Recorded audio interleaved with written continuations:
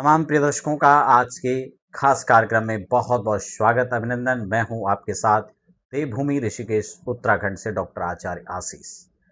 आज हम उन लोगों के लिए यह चर्चा खास विशेष रूप से करने वाले हैं जिनकी कुंडली में कहीं ना कहीं काल सर्प दोष है। उनकी अपनी कुंडली में या अपने बच्चों की या अपने परिजनों की कुंडली में कहीं ना कहीं अगर काल सर्प दोष है और आप उसको लेकर के चिंतित हैं, आप बिल्कुल भी चिंता आपको करने की आवश्यकता नहीं है। मैं आपको एक ऐसा स्थिर समाधान बता रहा हूं कि आप घर बैठे इसका उपाय कर सकते हैं। क्या उपाय रहेगा, इसको लेकर के हम लोग चर्चा जारी रखेंगे। नए दर्शक हैं तो फटाफट चैनल को सब्सक्राइब कर लीजिए, बेल आइकन प्रेस कर लीजिए, ताकि आपको आने वाले समय में भी हमारे चैनल के द्वारा अध्यात्म, ज्योतिष, वास्तु और तमाम प्रकार की पूजा पाठ की जानकारियां घर बैठे प्राप्त हो सके। बिना समय गंवाए हम लोग चर्चा करते हैं काल सर्पदोष पर।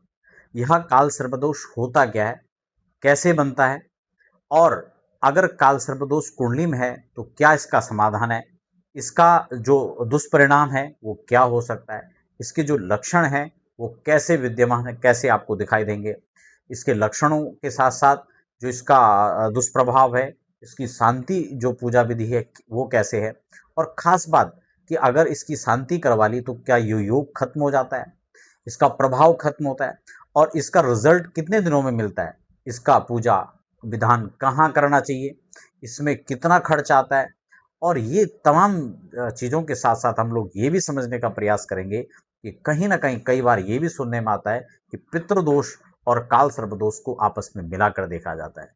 तो ये कहाँ तक सही है, इनका आपसी कनेक्शन क्या है, इसी पर हम डिटेल से चर्चा करेंगे। इसको समझने से पहले काल सर्पदोष बनता कैसे, इसको समझ लीजिए।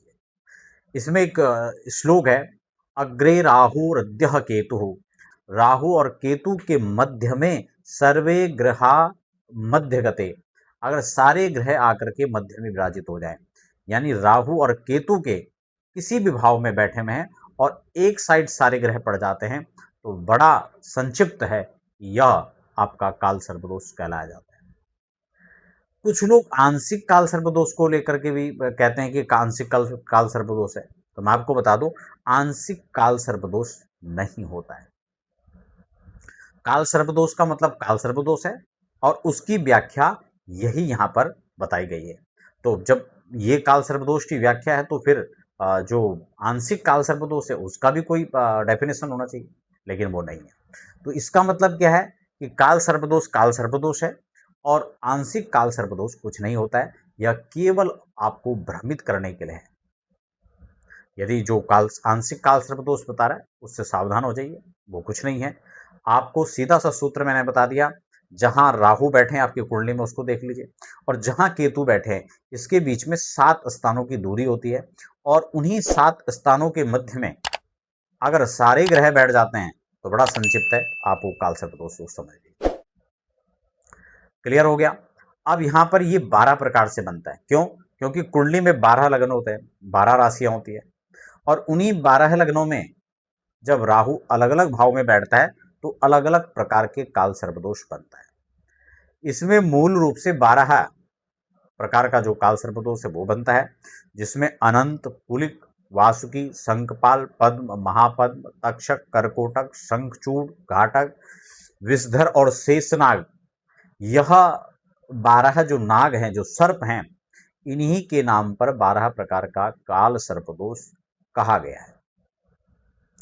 आशा है आप मेरी बात को समझ रहे होंगे। आप बात करते हैं कि अगर यह इनमें से कोई भी काल सर्पदोष है, आपने इसको चेक कर लिया, आपकी कुंडली में काल सर्पदोष बन रहा है, मुख्य रूप से इसके लक्षण क्या होते हैं थोड़ा इसको समझिए। जब ये दोष आपकी कुंडली में बनता है, ये योग आपकी कुंडली में होता है, तब कहीं ना कहीं एक तो कोई भी जो कार्य हैं, शुभ कार्य हैं, उनमें कहीं ना कहीं अवरोधताएं आने लगती हैं।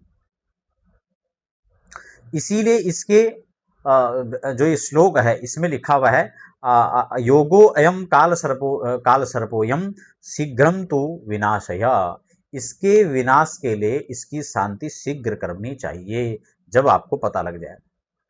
वो इसीलिए कहा है क्योंकि हर कार्य में ये विलंबता जो है हर कार्य में देखा जाता है। एक चिड़चिड़ापन, नेगेटिविटी का कहीं ना कहीं आदमी शिकार रहता है। कहीं ना कहीं जो अवरोधताएं हैं वो पीछा नहीं छोड़ती हैं। जो समस्याएं वो लगातार बनी रहती हैं। कई प्रकार के जो कार्य हैं उनमें विलंब का हो जाना, शादी में अड़चन, विवाह में अड़चन, कार्य में अड़चन, तो ये तमाम चीजें यहाँ पर देखी जाती हैं।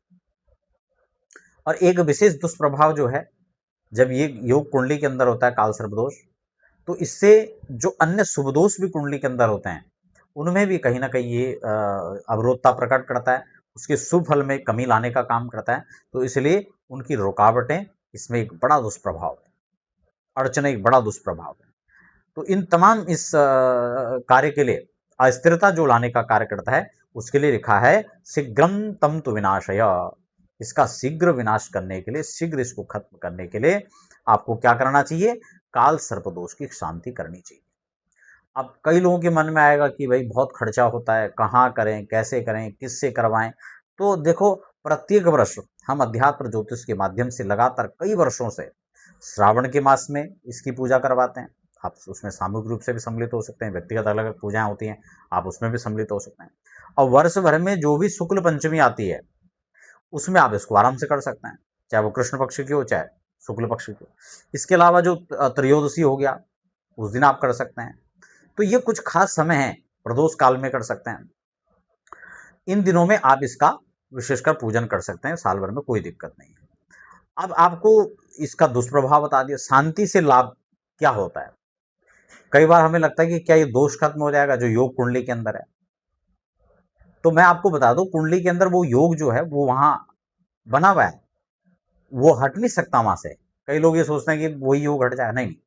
उसका जो दोष है, उसका जो प्रभाव है, दुष्प्रभाव है, वो शांति करने से खत्म हो जाता है। अब ये भी प्रश्न आता है कि फिर इसको कब कब करना चाहिए, कितनी बार कर सकते हैं? क्या एक बार करना चाहिए? एक से अधिक बार भी कर सकते हैं। नियम के मुताबिक ये योग कुंडली में बना हुआ है और इसके दुष्प्रभाव वर्ष भर में एक बार शांति करा लेने मात्र से यह पूरे वर्ष के लिए आपका एक एंटीवायरस का काम करता है। लेकिन इसकी एक अवधि होती है, इसलिए इसको आप संक्षिप्त रूप में उसके बाद फिर पुनः कभी भी वर्ष भर में कर सकते हैं। मासांत में भी आप करें तो बहुत अच्छा है, जैसे मैंने आपको कहा। तो प्रदोष काल है, प्रदोष की तिथियों में आप करा सकते हैं।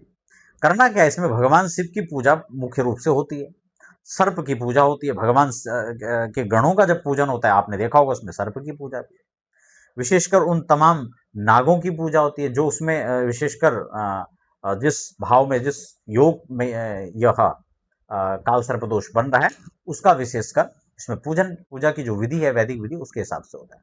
अब कई लोग उसको डरा करके अपनी बात को आगे श्रेष्ठतम रख करके कई अलग अलग प्रकार के एडवाइस देंगे, तो उसमें हम ज़्यादा टिप्पणी नहीं करेंगे।